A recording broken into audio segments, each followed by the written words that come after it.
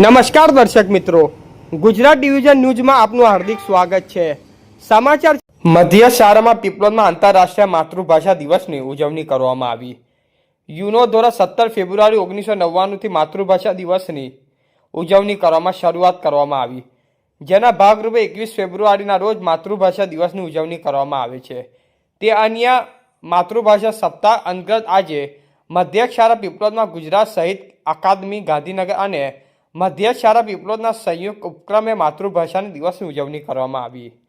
માતૃભાષા મહોત્સવના મુખ્ય વક્તા તરીકે arts and commerce college Devgadh બારિયાના પ્રોફેસર શ્રી MC નિસરતા અને મધ્ય શાળાના શિક્ષક શ્રી પ્રકાશભાઈ અમીન દ્વારા માતૃભાષાની ગૌરવની વાતો કરવામાં આવી.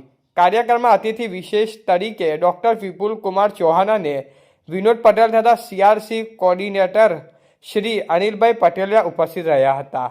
કાર્યક્રમમાં કોલેજમાં ભણતા વિદ્યાર્થીઓ અને વાલીઓ ઉપસ્થિત રહી કાર્યક્રમને શોભાવ્યો હતો.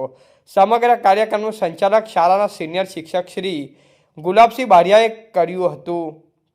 શાળાની બાલિકાઓને ઉપસ્થિત મહેમાનોનું સ્વાગત ગીતથી સ્વાગત કર્યું અને બાળકો દ્વારા માતૃભાષાના અંગત સાંસ્કૃતિક કાર્યક્રમ કરવામાં આવ્યો. શાળાના આચાર્ય શ્રી કિશનભાઈ કોરીએ આવેલા મહેમાનોનું સ્વાગત કરી માતૃભાષાનો સંદેશ આપ્યો હતો. આવેલા તમામ મહેમાનોએ અને બાળકોને બેનરથી ગુજરાતીની સહી કરી ગુજરાતી ભાષાના ગૌરવને માની હતી. કાર્યક્રમ પૂર્ણ થતાં સૌએ સાથે મળી નાસ્તો કર્યો. રિપોર્ટર વિપુલ કુમાર બારિયા, પીપલોદ. સમાચાર જોવા માટે ગુજરાત ડિવિઝન ન્યૂઝ ચેનલને like, share, subscribe, bell icon press button દબાવવાનું ના ભૂલશો. ધન્યવાદ.